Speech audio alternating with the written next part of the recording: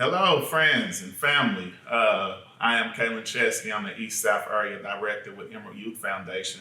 And, I've been afforded this opportunity to come to you guys and just share some words with you all, share some thoughts about just what's in my heart and what's going on right now.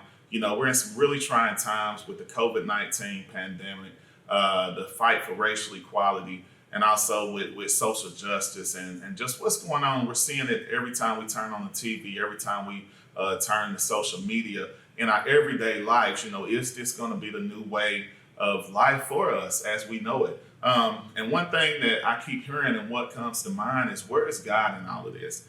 And it makes me think of a story, probably one of my favorite stories in the Bible. And that's the story of the three Hebrew boys, Shadrach, Meshach, and Abednego.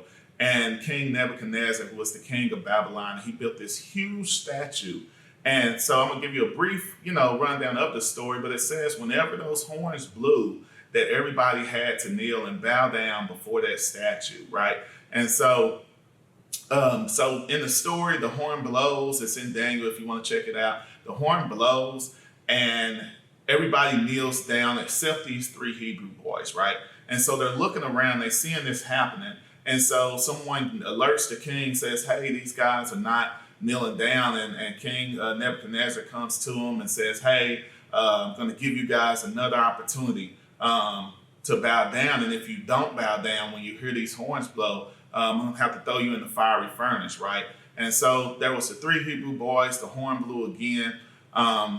And they didn't bow down. They didn't want to dishonor God, even though King Nebuchadnezzar told them, I'm going to throw you in that fiery furnace. And so he threw them in the furnace. And the story goes on to say that as the guards or as they were looking at that furnace, they seen four images, right?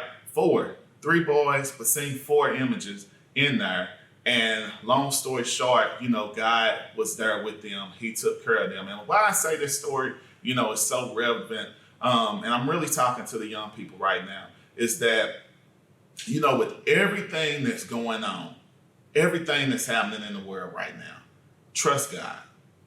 Trust God. It's so easy. I think about those three Hebrew boys who, I'm sure, as they were having conversation with each other, right, that they were saying things like, come on, man, let's just do it this one time, just one time. And I think about my life and how many times I've done something just one time, and had some major mistakes at just that one time. Or, they may have been saying stuff like, come on, man, everybody is doing it. Everybody is doing it. We're in a time right now where we have protests, peaceful protests going on. We have people posting different things. But then on the other side of it, we have people that are rioting, people that are burning down buildings, people that are doing things that aren't right. And it's easy to say, man, let's just do it this one time. Everybody else doing it, we should do it. Or, they may have been saying something like, hey, ain't nobody else go see us. If we just do it real quick, kneel down, do what he says, not honor God, let's just do it. How many times I think about my own life, just one time, that I've done something that I'm like, nobody else is going to see it, all of those things. And so my word to you guys is just, just trust God. Trust God in this situation.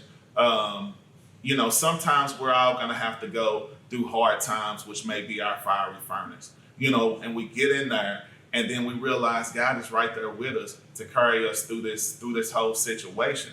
It could be labor right now. I got some friends who just gave birth to a baby and they had to go through labor, right? Labor isn't easy. Labor isn't beautiful at all times. But in order to get to that beautiful object, that beautiful soul, that newborn baby, which is the greatest thing in the world when it comes, you have to go through labor, right? So my word to you guys today is just trust God in this situation. Lean not on your own understanding. Study the word for yourself, the answers to most of the things that we're going through in the Bible. And then in the words of my first lady at my church, in all things, give thanks. All right. Thank you guys for tuning in. Thank you guys for listening. I really appreciate sharing those moments with you.